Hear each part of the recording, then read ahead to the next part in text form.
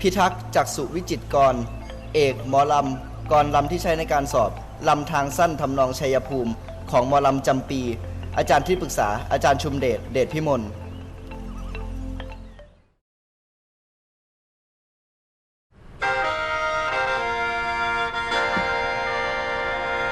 โอ้ยได้ยินเสียงแค้นคือกินฮอดอีพ่อใหญ่เนาะตั้งแต่กี้สมัยตะกี้เราเป่าให้เลยดอกว่าแต่ว่าเราตายแล้วล่ะกินฮอดเราอยู่ดีสมสุขด้วยอีพ่อเด้อเอาฟังหมอลำพี่น้อง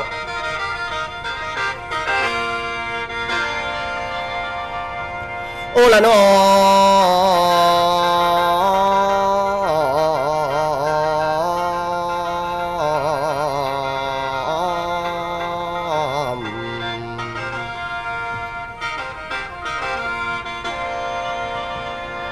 แล้วบุญเอ้ยบุญขาดได้บักลำจังเสียวแล้วบุญเอ้ยบุญพลาผ้าเศร้าสิเตยเจ้าดองแล้วคือบ้านโอละนอ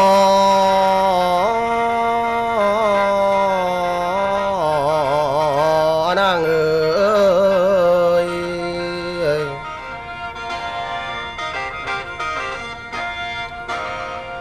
เอาเด้อแม่นางเอ้ยนางนับแต่ฟังเด้อน้องแม่ทองจันว่าพันคานี่จังหวัดศาสนาปารมีพี่สั่งไปมาตั้งแต่หลัง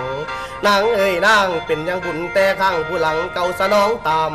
จังนั้นเด้อจังเป็นเห็นละคนงามอารามตาพ่อปานนี่บุญบ่มีบ่เห็นหน้าเทวดางามของนางเอ้ยสาวเหลียวเบื้องแก้มทั้งสองปรากฏว่าสีย่อยผู้อ้อยยิ้มอ่อนละไม่ไผนั่นละไผสีบอนอยากได้นรูปของมองสวยนางเอ้ยนางแม่นสิจนกะลืนรวยสั่งตามพี่มันแล้วคันได้แนวพี่คนกูนี่จนกะบ่ว่านางเอ้ยสาวเป็นจังใดล่ะให้นางเว้าเบิ่งดูน้องนั่นล่ะน้องสิรับเป็นสู่หรือเป็นคู่นอนนำเพียงนั้นเด้อเพียงแต่ลำเอาเงินโดนมาพ่อปานนี่จังบักวมบังดีซาลาเด้อวางได้ผู้มีใจน้ำดีนางเอ้ยสาวเป็นจังสันดอกตีเหลือตีอายว่าบ่งามลืมพ่อแม่ซาลาเด้อน้องห้ามให้นางว่าสันใดนางเอ้ยสาวจังแม่นตกกะลงใจว่าสิเอาพี่สายใดยุ่งใหญ่ผู้มียุ่งผู้มุ่งยืนอยู่ทางเก่านางเอ้ยสาวหรือหักพวกพูนเท่าบ่เห็นพร้อมมอมอานุงเบานั้นล่ะเบาอยู่ในเขตทรงผู้ขาทงหมอลำก่อนบ่สะอ่อนสละเดือแสงเนื้อเบาสาวละซุ้มห้องอดสะลองมาเว้าผู้นำกันในมันมวนเด็กสมควรละพนางนาดต้องพนางเบาจังใดเรือแห้งพีสละเดินอยากได้ก็เป็นคู่นอนนำเป็นหมอลำสละเดือขึ้นเธอเลือตามาเกี่ยวอดพอเรียกกะตาสิ่งปลิงมาแนมเบิง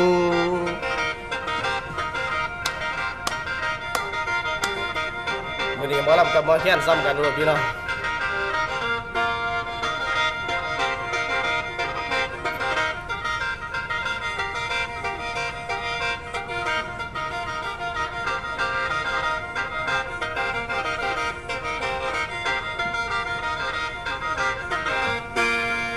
อันหนึ่ง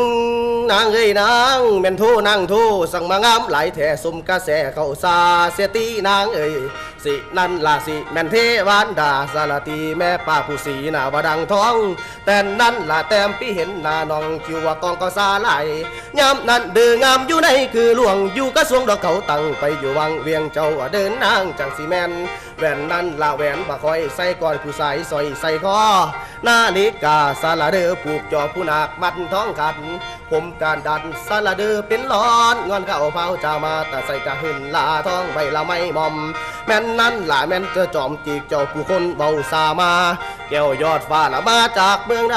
ผู้ใส่ละห้องดังทองสวรรค์ยองตอนน่ะลงจากห้องเพาะมาหรือว่ายังแม่นนั่นล่ะแม่นเจ้าเดินนำทางหรือเจ้ายางผ่านฟ้าผู้มาเยี่ยมบรรลุคนความมุ่งหวังสารเดอเบื้องต้นประสงค์สิ่งสันใดมากับไผสารเดอหือนางจากบนสวรรค์ฟ้ามาสองคนหรือหาสุดสาดามาบ่แม่นนั่นล่ะเหาะลงมาจากฟ้าผู้มาปีกี่เดือนแม่นไผมาสารเดอเป็นเพื่อนสวรรค์ใหญ่เมืองพมสาวนั่นล่ะสาวสนมผู้นางแม่นอยู่แดนมาด้วยเขามีงัวละคุ้ยมาคือกันกับทางลุมบ่นอพนวนเอ่ย ซุ่มนั่นเด้อซุ่มสวรรค์เขตพูนผู้ปังกวงแน่บ่นางลืมบ่ได้สาลาเด้อก็สั่งหัวให้กระทำส่วนตามกระบวนสาลาเด้อเมืองบนแม่นบ่มีการบ้านบ่มีคนผู้กล้าหาญผู้แอวจีบ่ห้องนางเอ้ยนางคนหัวหยองทองกุ้งผู้คุ้มโลกะบ่มีพี่อยากรู้สาลาเด้อจังสีผู้ทองที่เมืองบนเขามียนต์สะเด้อมีเกียนแก้คนบ่เดินน้องเขามีลามีไฟผู้พายบุญขนทรงนางเอ้ยนางอาจที่ลงจากฝากผู้มาไผ่ไม้คุม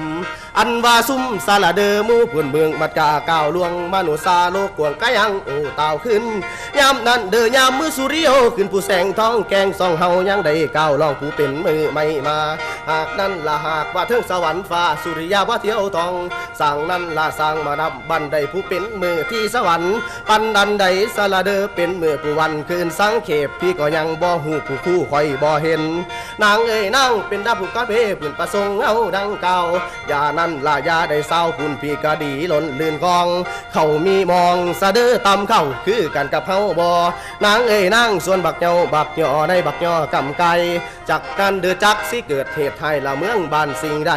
ถ้าหนูตอบสาลาเดิมบ่ได้ให้ขาไก่ตัวเป็นดิน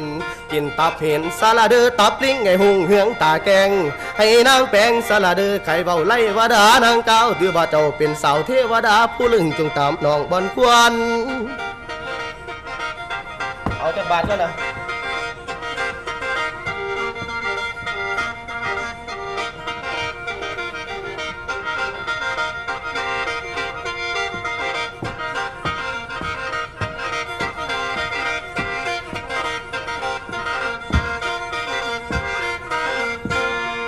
อันหนึ่งนางเอ้ยนางพอเบาซ้ำนี่ละสะก้อนพ่อดีว่าสิลีลาดันผู้เดินดงดันป่าดีผู้ด่าดันผู้เดินดงผู้ดันป่าเอาละนะซ้ำนี่บักลำใบคายเดินขึ้นโคกเย็นผู้เตือนตื่นตามผ่านว่าแล้วได้ว่าสิหยอดละญาติยายไก่ว่าก็วางแขนแฟนเอ้ยแฟนพี่ศิลาเด้อน้องแม่รูปทองพี่จะจากนางไปไก่เล่าไก่แล้วร่างห่างชมให้สุขสมเกิดเป็นยอดขวัญตาพี่กลับมาพี่จะได้แต่งงานนานหลายเมื่อสิเดินดงพงป่าสิ้นได้เอินห่างหน้าผู้ไปแล้วพี่กานิ่งวงกอดจริงแก้มมูกูผาอันบากาแก้มกูไก่แก้มกันหล่อมีหมูยอแก้มเก่าผู้เล่าแก้มกำทมนางเอ้ยน้ำลงมาติสวัสดตองตายใหม่นี้นั้นโศกสันด้วยรำพันถึงเธอจิ้มเสมอเวลาร่างหาบุญบุญเอ่ยบุญขอจงได้นำพาเวลาจากตุ่มมาให้ปีห่วงลำพันขั้นใดขึ้นผู้บุกตื่นเทิงเหมือนขึ้นไปยืนหยิบปืนหินลานแกนพลานการใกล้กันการถอนซ้อนลำมีนั่นเดิมมีมุลำซ้อนแหนมใบผู้แกนการเอ้ยตานซ้อนเผาเต่าเตยซ้อนภูมินางเอ้ยนางกิดปีไซโหลดกลุ่มกระเหลืองเหล่าป้าเต่าลงย่างเก่าผู้มองเบิ่งจอมดอยค่อยนั่นเด้อค่อยเห็นบรรพตาสูงมุดแล้วมึงละแปะป่าแมงขึ้นมาทางบ้านสถานเดินมือจำกำนางเอ้ยนางปังในสู่เก้าลำสีลงวงทาเวิงมองเปิงเบิงแก้มทมหน้าแปนสันติโทเลขิตห่วงนำต่างบ้านแสนลำการถึงคู่ที่วันภาคจากกันลาปีเศร้าอุราพระนางหลักก็เดินดงย้อยยังมาได้ผัวดอกงางปานางนองคอยเปิ้นขึ้นโกขึ้นผัวเติ้นตับดอนกาบ่วันกาคอนมันห้องกาบ่ห้องผู้ถึงผู้วันวัดโอสะอ่อนนกห้องบักลำใบดวนเดินนานวลนา